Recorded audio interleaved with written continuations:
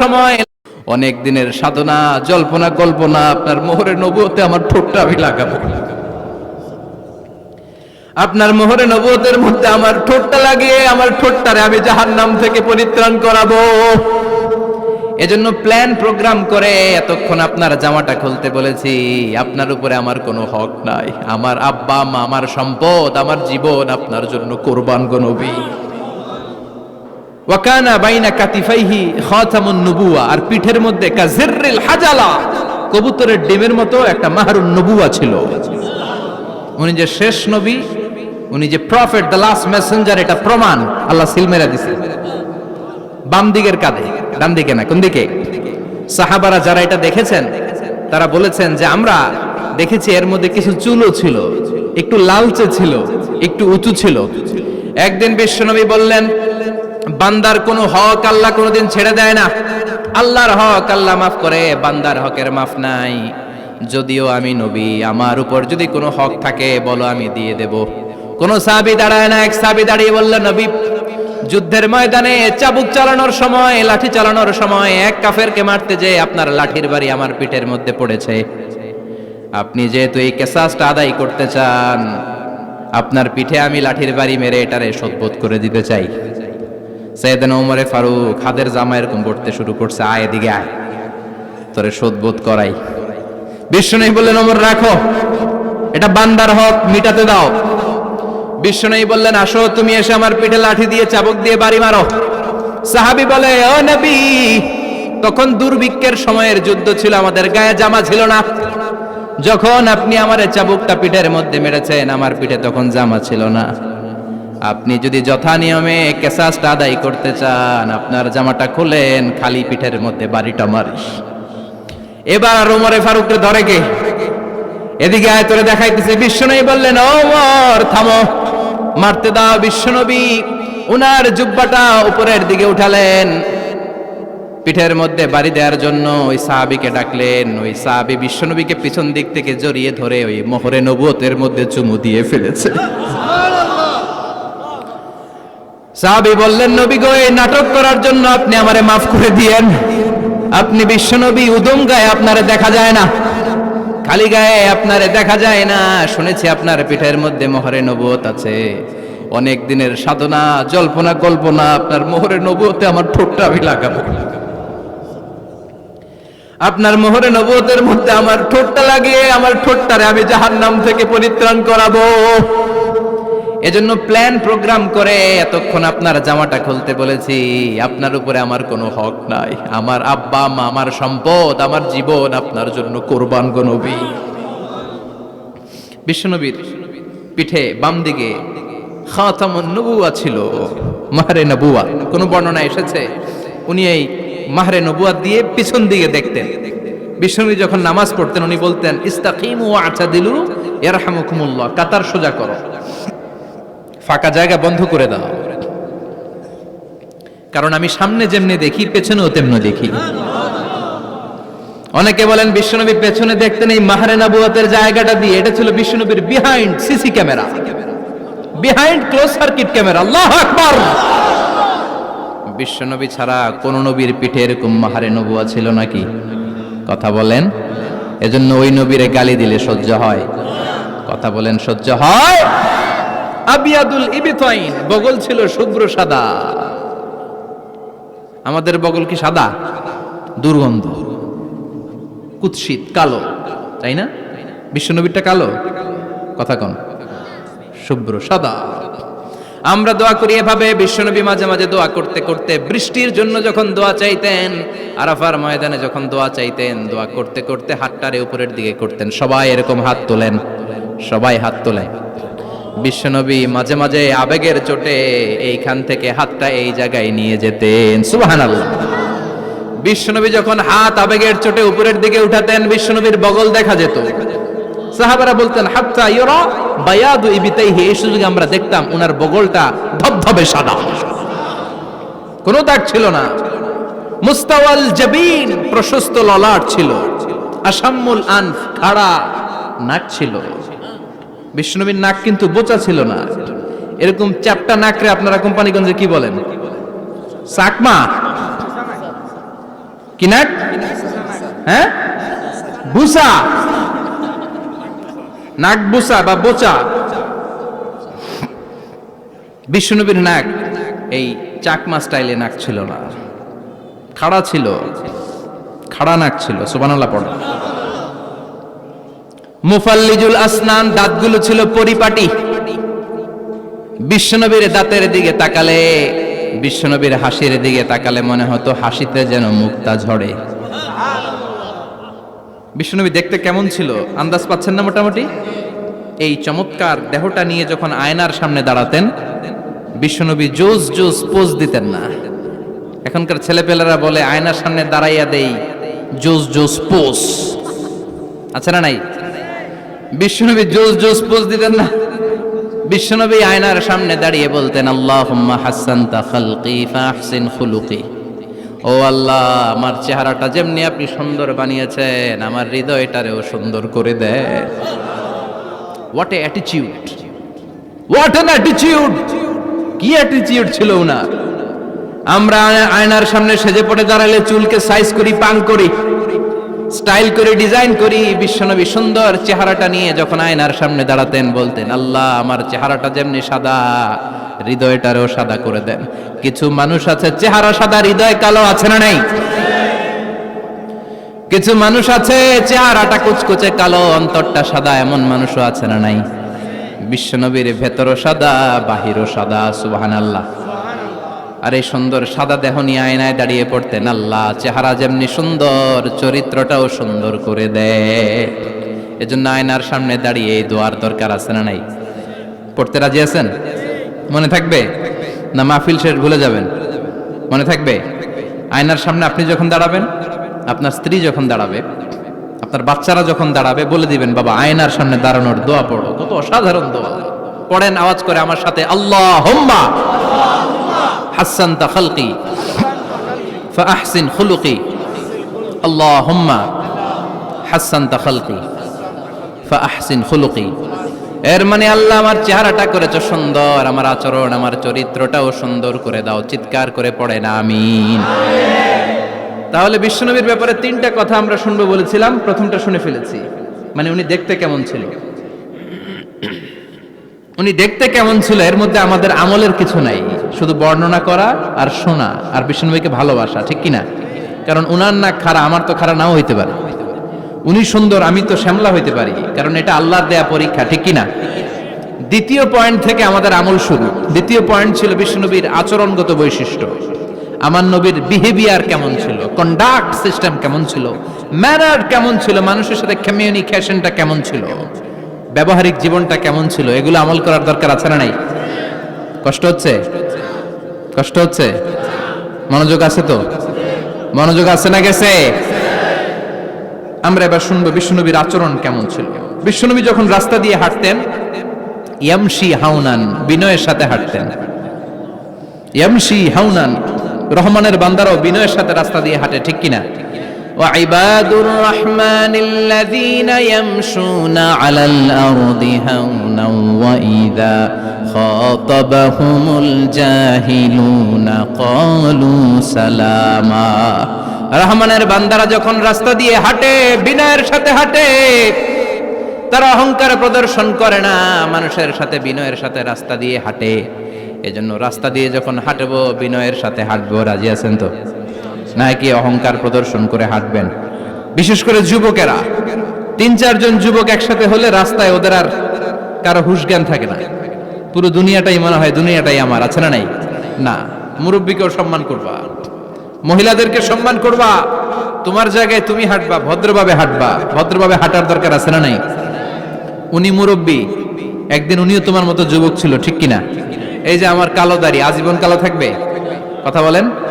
উনার সাদা দাড়ি, ছোটবেলায় মনে সাদা দাড়ি নিয়ে আসছিল না?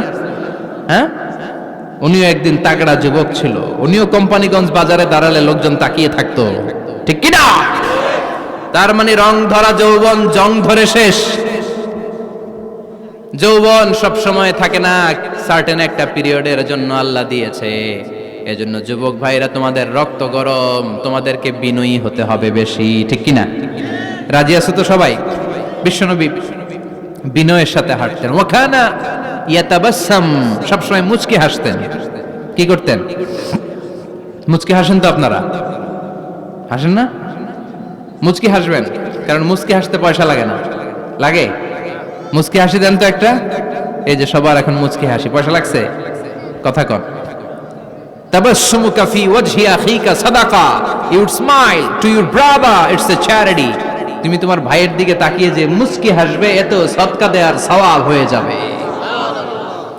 বিশ্বনবী সব সময় মুচকি হাসতেন। হাসি তিন ধরনের, তাবাসসুম, দিহক, কাহকাহা। কাহকাহা মানে অট্টহাসি, আলিফ লাইলার দত্তরা যেমন হাসি দেয় ওই হাসি। এটা নামাজের মধ্যে কেউ দিলে নামাজও শেষ, ওযুও। আর দেহেক, হালকা আওয়াজে হাসি, সামান্য দাঁত দেখা যায় মাঝে মাঝে। বিশ্বনবী মজা করে এরকম হাসি দিতেন, কিন্তু সব সময় বিশ্বনবীর ঠোঁটের মধ্যে মুচকি হাসি লেগেই থাকতো। তাহলে আমরা বিনয়ের সাথে হাঁটবো, নাম্বার 1। নাম্বার 2, সব সময় মুচকি হাসবো। রাজি আছেন? ঘরে যেই স্ত্রীকে একটা মুচকি হাসি দিবেন, আজকে রাতেই দিবেন, যেই একটা মুচকি হাসি। রাজি আছেন? হ্যাঁ?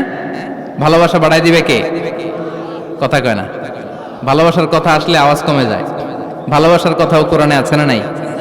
আল্লাহু আকবার। আল্লাহ দাম্পত্য জীবনের ভালোবাসা তুমি বাড়িয়ে দাও। ইযাল তাফাতা ইলতাফাতা জামিআন। এই দুই একজন ওঠা বসা করতেছে কেন?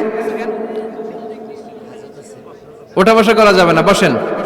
আর অল্প কয়েক মিনিট কথা বলবো। এখানে তো অনেক বিশৃঙ্খলা, আমি তো বলতেছি না কিছু, অনেক বিশৃঙ্খল হয়ে গেছে মাহফিলটা। ওঠা বসা করা যাবে না, বসেন।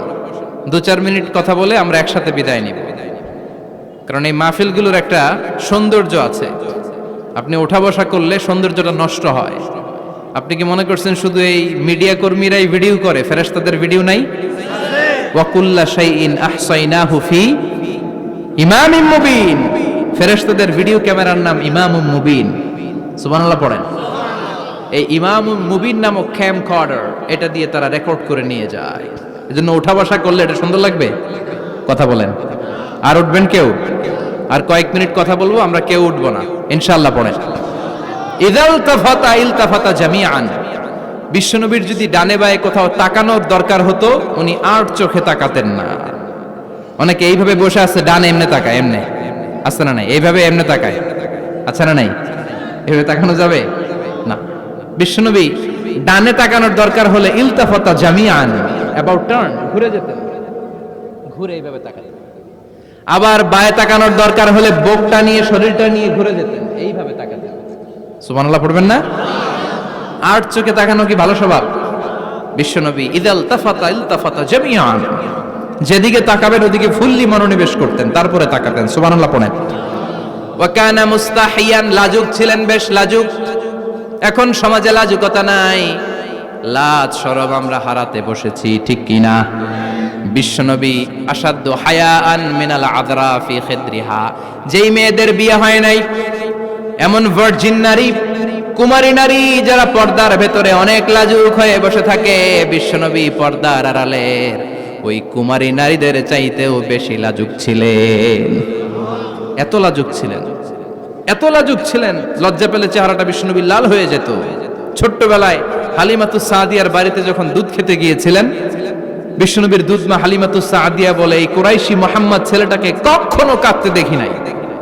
ক্ষুধা লাগলেও কাঁদে না, ব্যথা পেলেও কাঁদে না, শুধু লজ্জাস্থানের জায়গা থেকে কাপড়টা একটু সরে গেলে ছোট্ট মুহাম্মদ চিৎকার দিয়ে ওঠে। কি বুঝে সে? ক্ষুধা লাগলেও কাঁদতো না, ব্যথা পেলেও কাঁদতো না, লজ্জাস্থানের জায়গা থেকে কাপড় সরে গেলে বিশ্বনবী চিৎকার দিয়ে উঠতেন। সুবহানাল্লাহ পড়েন। এজন্য লজ্জা শরমের দরকার আছে না নাই? ইযা লাম তাস্তাহি ফাসনা মা শিতা, যদি লজ্জা শরম না থাকে যা মন চায় তাই করতে পারো। এটা আমাদের বাংলাদেশে ব্যাপক। লাজ শরম কিচ্ছু নাই, যে যেটার যোগ্য না সে সেইটা করতে যায়, ঠিক কি না? এই যে হিরো আলমের মনোনয়ন নিয়ে টানাটানি, কোনো লজ্জা শরম আছে? আমার যোগ্যতা থাকতে হবে না? আমাকে রাজনীতি জানতে হবে না? আমাকে যদি আজকে বলে মিজানুর রহমান আজহারি আপনি অনেক কোয়ালিফাইড লোক, আপনি কালকেই দেশের প্রধানমন্ত্রী, আমি ওই জায়গায় বেহুশ। কারণ আমার নাই কোনো রাজনৈতিক জ্ঞান, নাই কোনো ডিপ্লোম্যাটিক জ্ঞান, নাই কোনো কূটনৈতিক জ্ঞান, এই কাজ আমার নয়। এজন্য লাজুকতার বড় দরকার। যেখানে যার বসা দরকার সে সেখানে যাবে। কিয়ামতের আগে যেই লোক যেই চেয়ারে বসার দরকার ওই লোক ওই চেয়ারে বসবে না। এটা হলো কিয়ামতের আলামত। জোরে কোন ঠিক কিনা? সভাপতি হওয়ার যোগ্যতা নাই, সভাপতি হয়, আছে না নাই? সেক্রেটারি হওয়ার যোগ্যতা নাই, সেক্রেটারি হয়, এরকম সমাজে আছে না নাই? নেতা হওয়ার যোগ্যতা নাই, নেতা হয়, আছে না নাই? সবগুলো কিয়ামতের আলামত। আমার বিশ্বনবী এমন লাজুক ছিলেন, বিশ্বনবীর মতো এমন লাজুক নবী আর কেউ ছিল নাকি? কথা বলেন। ওয়া কানা আসহাবুল মাইমানা, বিশ্বনবী ডানপন্থী ছিলেন। কি পন্থী? কি পন্থী? মুষ্টিবদ্ধ ডান হাতটাকে এরকম উপরের দিকে করেন আর চিৎকার করে বলেন, বিশ্বনবী কোন পন্থী ছিল? আমরা কোন পন্থী? জান্নাতে কারা ঢুকবে? কোন বামপন্থীর স্থান জান্নাতের ভেতরে হবে? চিৎকার করে বলেন, কোন নাস্তিক জান্নাতে ঢুকতে পারবে? এজন্য নবীদের মতো ডানপন্থী হতে হবে, যেরকম ঠিক কিনা?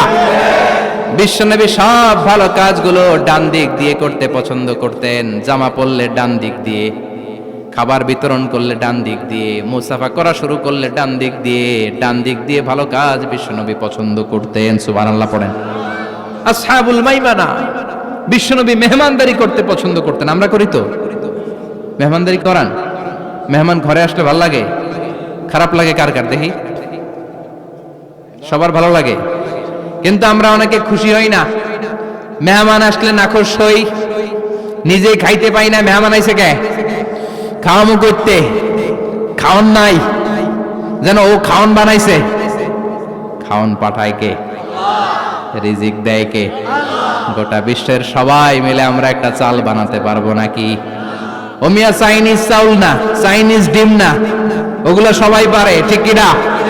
আল্লাহর বানানো ন্যাচারাল চাল, গাছের মধ্যে হওয়া যেই চাল, ধান আল্লাহ তৈরি করেছে, এরকম ধান, এরকম একটা পেয়ারা, এরকম ছোট্ট একটা কমলার টুকরা গোটা বিশ্বের সবাই মিলে বানাতে পারে নাকি?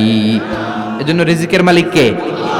মেহমান আপনার রিজিকে ভাগ বসাতে আসে না, সে তো তার রিজিক নিয়ে আসে, সে আরো এসে আপনার রিজিকে বরকত ঢুকিয়ে দিয়ে যায়। চিল্লা এখন ঠিক কিনা? কারণ আমরা বরকতে বিশ্বাসী। বরকত বিশ্বাস করেন? 5 লাখ টাকা মাসে কামায়, ডাইন হাতে বা হাতে, আছে না নাই? হালাল হারাম ইচ্ছা মতো কামায়, মাস শেষে কিচ্ছু থাকে না, এরকম ডাকাইত আছে না নাই? হসপিটালের একটা বিল পরিশোধ করতে 3 লাখ চলে যায়, ঋণের বোঝায় জর্জরিত, রাতে ঘুম নাই, তার মানে বরকত নাই। আরেকজনের বেতন 20,000, কয় হাজার? বাড়ি ভাড়া 6,000, বাজার খরচ 6,000, ছেলে মেয়ের স্কুলের বেতন 6,000, বেড়ায় দান করে আরো 1,000, আরো থাকে। সুবহানাল্লাহ পড়েন। দিস ইজ কল্ড বারাকা। 20,000-এর বেতনের ভেতরে বারাকা ছিল। 5 লক্ষ ইনকাম, 1 টাকাও নাই, ঠিক কিনা?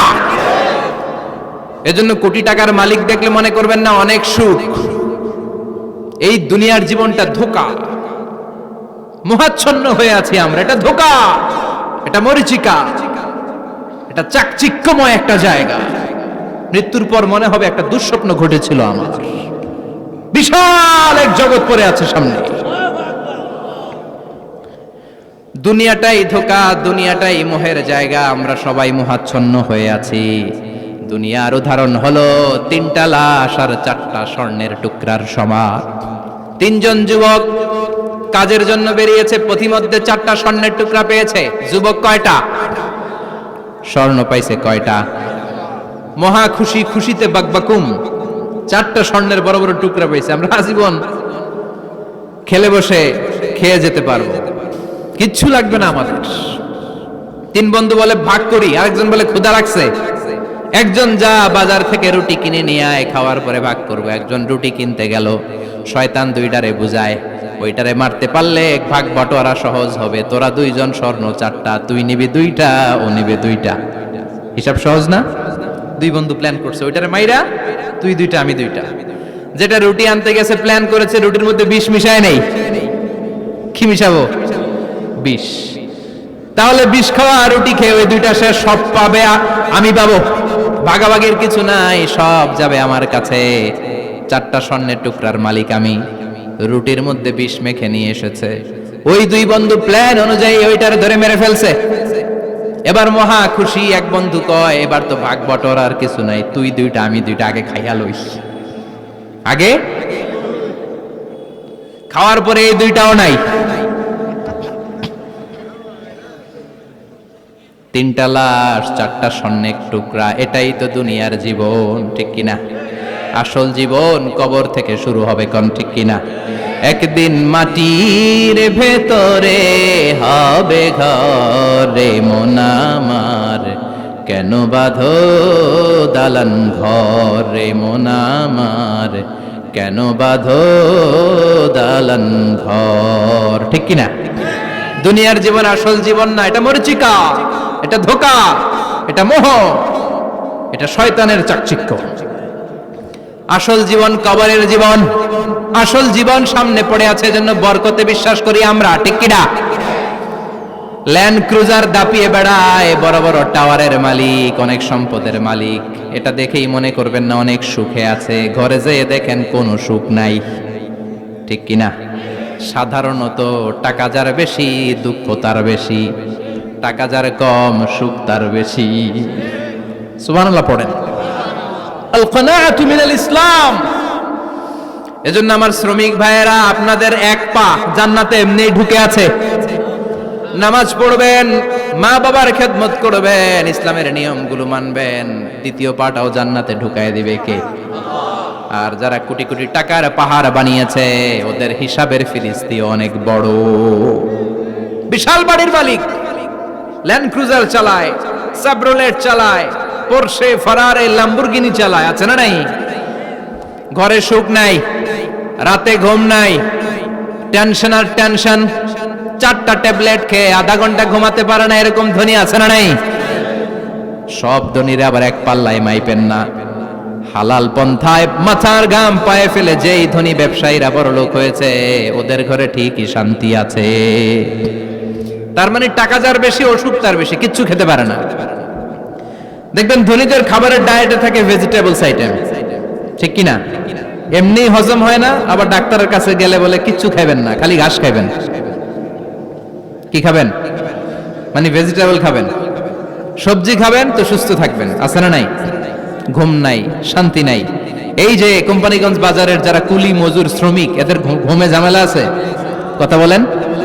ধনী পয়সাওয়ালা কোটিপতি, সে ঘুমের ট্যাবলেট খায়, ঘুমের জন্য যে ট্যাবলেট লাগে রিকশাওয়ালা ওইটাই জানে না, ঠিক কিনা? 1000 কোটি টাকার মালিক হলে বাড়ি কিনা যায়, গাড়ি কিনা যায়, সুখ কিনা যায় না। কোম্পানিগঞ্জ বাজারে সুখ বিক্রি হয় এমন দোকান আছে নাকি? কথা কন, একটাও নাই। কি করলেন আপনারা? সুখের দোকান দিতে পারলেন না? কি আজীব তামাশা! টাকা দিয়ে সুখ কিনা যায় না, গাড়ি কিনা যায়, বাড়ি কিনা যায়, কিন্তু সুখ নো ওয়ে, কেনা যায় না। টাকা হলে জাজিম কিনা যায়, বালিশ কিনা যায়, ঘুম কিনা যায় না। ঘুম কিনা যায়? ফার্মেসিতে ডাক্তারের কাছে যে যদি বলেন 2000 টাকার ঘুম দেন, দিবে? ডাক্তার কি বলবে? দূর মিয়া, আমারই ঘুম আসে না, তোমারে আমি ঘুম বিক্রি করুম, আছে না নাই? শ্রমিক ভাই, রিকশাওয়ালাদের ঘুমের ঝামেলা নাই, যেখানে রাই তো ওইখানেই, যেখানে রাই তো ওইখানেই কাই। ওর মাথা লাগতে দেরি বিছানায়, নাক ডাকতে দেরি হয়, ওর নাকের ডাকের আওয়াজে ট্রাকের ইঞ্জিনও ফেল, ঠিক কিনা? এজন্য আমরা বরকতে বিশ্বাসী। অল্প খাবো, অল্প পড়বো, অল্প জমাবো, অল্পের ভেতর বরকত দিয়েছে কে? এজন্য মেহমান আসলে বিশ্বনবী খুশি হতেন, আমরাও মেহমান আসলে খুশি হব। রাজি আছি না নাই? সবাই রাজি? মেহমানদারি করাবেন তো? এরপরে বিশ্বনবী ইনসাফ করতেন। কি করতেন? ইনসাফ করতেন। বিচার করার সময় বিশ্বনবী ইনসাফ করতেন। গোটা বিশ্বকে ইনসাফ শিখিয়েছেন বিশ্বনবী। আমাদের দেশেও তো ইনসাফ হয় না? হাইকোর্টে, সুপ্রিম কোর্টে, গ্রাম্য সালিশে আছে, আছে। আহা, আহকামুল হাকিমিনের দরবারে সবগুলো বিচার আবার বসবে। চিল্লায় বলেন ঠিক কিনা? ও মিয়া, দুনিয়াতে বিচারপতি বিচারের রায় দেয়, ওই বিচারপতিরও বিচার আছে না নাই? সবচেয়ে বড় বিচারপতির নাম কি? বিশ্বনবী ইনসাফ করে গোটা বিশ্বকে দেখিয়ে গেলেন কেমন করে বিচার করতে হয়। বিশ্বনবীর কাছে কখনো বিচার আসলে বিশ্বনবী দুই পক্ষের কথা শুনে রায় দিতেন। পড়েন সুবহানাল্লাহ। সব সময় দুই পক্ষের কথা শুনে রায়। এখন কি দুই পক্ষকে সমান প্রিভিলেজ দেয়া হয়? কথা বলেন। কারণ কোরআন দিয়ে বিচার হয় না। কোরআন দিয়ে বিচার হোক আমরা চাই কি চাই না? আমার সংসদ ভবনের ভেতরে কোরআনের আইন দিয়ে সংসদ ভবন কায়েম হোক আমরা চাই কি চাই না? সেনাবাহিনীর ভেতরে দরবার হলগুলোতে যখন আলোচনা বসে কোরআন মাঝখানে থাকবে, চিল্লায় বলেন ঠিক কিনা? দেশের সবগুলো ক্যান্টনমেন্টের ভেতরে কোরআন থাকার দরকার আছে না নাই? সবগুলো আদালতের ভেতরে কোরআন থাকার দরকার আছে না নাই? কোরআনের আইন অনুযায়ী আমার দেশের সব নিয়ম কারণ চলবে, আমরা চাই কি চাই না? এই কোরআনের আইনের বিরুদ্ধে যদি কোনো আইন পাশ করা হয়, আমরা ওই আইনের বিরুদ্ধে চিৎকার করে বলেন ঠিক কি না? আমরা এই কোরআনের জন্য সব বাজি রাখতে রাজি আছি, আমরা জীবন বাজি রাখতে রাজি আছি, আমরা দেহের তাজা রক্ত বিলিয়ে দিতে রাজি আছি, জোরে বলেন ঠিক কি না? কোরআনের জন্য কে কে ময়দানে থাকতে রাজি আছেন? হাত উঁচু করে আল্লাহর দেখা।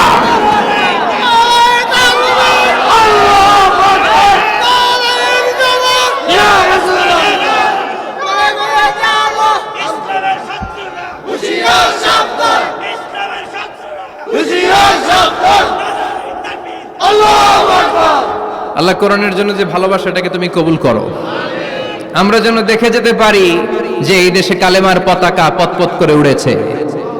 আমরা যারা ইসলামের পক্ষে, এটাই আমাদের অপরাধ। আমরা ইসলামকে একটা বিজয়ী শক্তি হিসেবে দেখতে চাই, আমরা ইসলামকে পার্লামেন্টের ভেতরে দেখতে চাই, আমরা কালিমার পতাকা পতপত করে উঠছে এটা দেখে যেতে মরতে চাই। চিল্লায় বলেন ঠিক কিনা?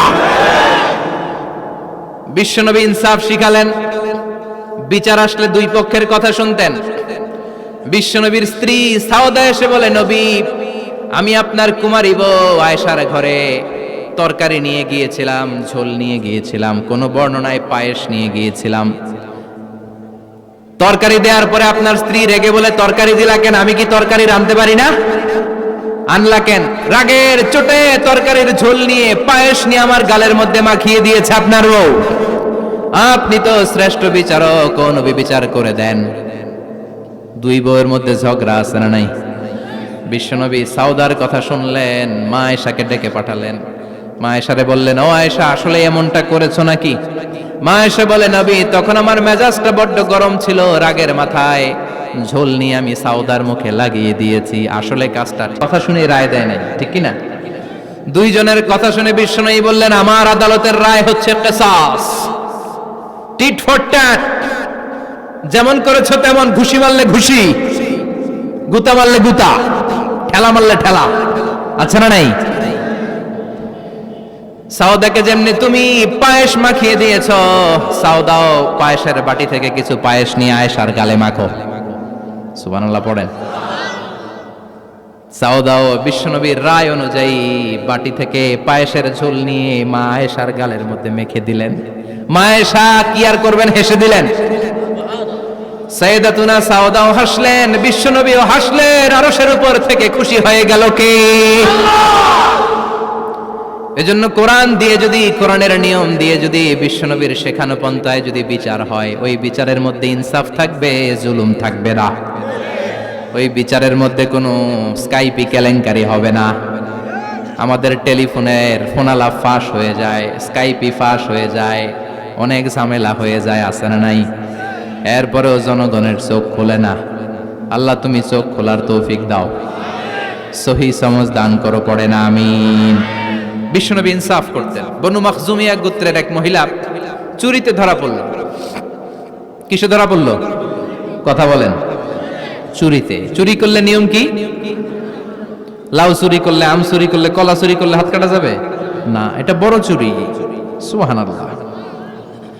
উমরে ফারুক বলেছেন, দুর্ভিক্ষের বছর কেউ যদি চুরি করে তার হাত কেটে দেয়া যাবে না, কারণ এটা অভাবের চুরি, এটা স্বভাবের চুরি না, ঠিক কি না? ঘরে খাবার নাই, পেটে দানা পানি নাই, লাউ চুরি করছে, মুরগি চুরি করছে, এই চোরের হাত কেটে দিও না, কারণ সে ক্ষুধার্ত। পেটে খাবার আছে, গায়ে জামা আছে, সমাজে সম্মান আছে, তারপরও পুরো দেশটা খেয়ে ফেলতে চায়, এরকম ডাকাত আছে না নাই? দেশের টাকা পাচার করে, ব্ল্যাক মানি করে, এরকম ডাকাত আছে না নাই? ঘুষ খেতে খেতে পেটটা এরকম হাতির মতো মোটা করেছে, এরকম ডাকাত আছে না নাই? দেশের সবকিছু লুণ্ঠন করে, এরকম আছে না নাই? এই ডাকাতদের হাত কাটার মধ্য দিয়ে হাত কাটার প্রোগ্রাম শুরু করতে হবে। এরকম একটা ডাকাতের হাত কেটে যদি দেশের গভর্নমেন্ট বাইতুল মোকাররমে জুমার নামাজের সামনে লাইভ সম্প্রচার করে, সারা বাংলাদেশের 18 কোটি মানুষ যদি দেখে, আর কেউ চুরি করবে? চুরি করার আগে 3 বার লাভ দিবে, যেরকম ঠিক কিনা? বনু মাখজুমিয়া গোত্রের এক নারী চুরিতে ধরা পড়ল। ভেরি প্রেস্টিজিয়াস এন্ড ডিগনিফাইড ফ্যামিলির মেয়ে, এলাকায় সম্ভ্রান্ত কিছু ফ্যামিলি থাকে না, এরকম বড় ফ্যামিলির মেয়ে। সব সাহাবারা বলল, এখন যদি নবী হাত কেটে দেয় মদিনাতে তো মারামারি হবে। ওসামা বিন যায়েদকে বলল, ওসামা তুমি বিশ্বনবীর সবচেয়ে প্রিয় পাত্র, হুব্বু রাসূলিল্লাহ, তুমি যাও বিশ্বনবীরে বলো হাত যেন কেটে না দেয়। ওসামা যে বলে, নবী গো, সব সাহাবারা বলেছে এই মেয়ের হাত কাটলে মদিনায় ঝামেলা হবে, হাত কেটে দিয়েন না। এই কথা শুনে বিশ্বনবীর চেহারাটারে লাল করে দিল কে? বিশ্বনবী বললেন, ওসামা কোত্থেকে এত বড় স্পর্ধা পেলি রে তুই ওসামা? এই আইনটা তো আমি বানাই নাই, আরশের উপর থেকে এই আইনটা নাজিল করেছে কে? السارق والسارقة فاقطعوا أيديهما جزاء بما كسبا نكالا من الله والله عزيز حكيم. سبحان الله. পড়েন, if anyone steal something very precious from the society, from house, the government should cut down his right hand. দামি কিছু চুরি করলে গভর্নমেন্ট কাটবে, আমরা কাটতে পারবো? এটা সরকারের কাজ, সরকার ডান হাত কেটে দিবে। ওসামা, এটা আল্লাহর আইন। কেমন করে আল্লাহর আইনে তুমি সুপারিশ করতে আসো? কোন বানু মাখজুমিয়া গোত্রের মেয়ে? ওই মেয়ে তো দূরের কথা, আমার কলিজার টুকরা ফাতেমাও যদি চুরি করে, আমি রামদা নিয়ে ফাতেমার ডান হাতটা এক কোপ দিয়ে কেটে দিতে এক মুহূর্ত দেরি করব না রে ওসামা। জাস্টিস, ইনসাফ শিখে নাও। কেমন করে প্রতিষ্ঠা করেছে বিশ্বনবী, চিৎকার করে বলেন ঠিক কি না? এগুলো হচ্ছে বিশ্বনবীর অভ্যাস, আচরণ। বিশ্বনবী ধীরস্থির ভাবে কথা বলতেন, তাড়াহুড়ো করতেন না। সাহাবারা বলতেন, বিশ্বনবী যখন কথা বলতেন প্রতিটা শব্দ আলাদা করা যেত, প্রতিটা অক্ষর আলাদা করা যেত। আল্লাহু আকবার। আবার জরুরি কোনো কথা যখন বিশ্বনবী বলতেন, ওইটাকে 3 বার বিশ্বনবী রিপিট করতেন। কয়বার? কারণ জরুরি। কারণ কি? যেন না ভুলে যায়, ভুল যেন না হয়, 3 বার বলতেন। বিশ্বনবী একবার তাকওয়া নিয়ে ওয়াজ করতেছিলেন আর বলছিলেন, তাকওয়া হা হুনা হা হুনা হা হুনা, তাকওয়া এইখানে এইখানে এইখানে। কয়বার বললেন? কারণ তাকওয়ার ওয়াজ কি কম গুরুত্বপূর্ণ নাকি বেশি গুরুত্বপূর্ণ? তাকওয়া মানে কার ভয়? যাদের হৃদয়ে আছে আল্লাহর ভয়, তারা কভু পথ ভুলে যায় না। আল্লাহর প্রেম ছাড়া এই দুনিয়ায় কারো কাছে কোনো কিছু চায় না, ঠিক কি না? যাদের হৃদয়ে আছে আল্লাহর ভয়, তারা কভু পথ ভুলে যায় না। আল্লাহর প্রেম ছাড়া এই দুনিয়ায় কারো কাছে কোনো কিছু চায় না। রাতের আধারে যারা সেজদাতে রয়, দু চোখের শ্রুতে নদী যেন বয়।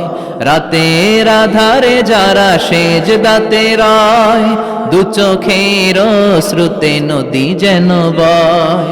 ছলনার হাতছানি যতই ডাকুক, ছলনার হাতছানি যতই ডাকুক, পেছনে ফিরেও সে তাকায় না। যাদের হৃদয়ে আছে আল্লাহর ভয়, তারা কভু পথ ভুলে যায় না।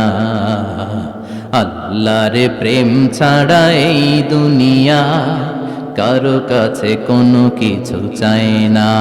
চিৎকার করে বলেন ঠিক কি না? তাকওয়ার ওয়াজ করলেন, তাকওয়া মানে আল্লাহর ভয়। বিষ্ণুই বললেন, তাকওয়া হা হুনা, তাকওয়া হা হুনা, তাকওয়া হা হুনা। তাকওয়া এই জায়গায়, তাকওয়া এই জায়গায়, তাকওয়া এই জায়গায়। যেহেতু এটা গুরুত্বপূর্ণ, বিষ্ণুনবী 3 বার ইঙ্গিত করে বলেছেন। সুবহানাল্লাহ। বিষ্ণুই বলেন না তাকওয়া হা হুনা, তাকওয়া এইটা। বলেন না তাকওয়া হা হুনা, তাকওয়া এইটা। বলেন না তাকওয়া হা হুনা, তাকওয়া এইটা। জুব্বায় তাকওয়া, দাড়িতে তাকওয়া, টুপিতে তাকওয়া বলে নাই। তাকওয়ার আসল জায়গা হলো হৃদয়। এজন্য যাদের হৃদয়ে আল্লাহর ভয় আছে, তারা কোনোদিন পথ হারাতে পারে। তাদেরকে সিরাতুল মুস্তাকিমের উপর দায়েম রাখে কে? কি সুন্দর অভ্যাস ছিল বিশ্বনবীর, মানার দরকার আছে না নাই? বিশ্বনবীর আরেকটা অভ্যাস ছিল, বাসি খাবার খেতেন না। জানেন? বাসি খেতেন না, অল্প খেতেন, কিন্তু যেটা খেতেন ভালোটা খেতেন। অল্প খেতেন, কিন্তু যেটা খেতেন ভালো খেতেন। মধু খেতে পছন্দ করতেন, কিন্তু মধুর মধ্যে দুর্গন্ধওয়ালা একটা মধু আছে না, মাগাফির, বুখারীতে লম্বা ঘটনা, ওইদিকে যাব না। এই মাগাফিরের মধু উনি খেতে চাইতেন না। ভালো সুগন্ধিওয়ালা মধু তিনি বিশ্বনবী খেতে পছন্দ করতেন।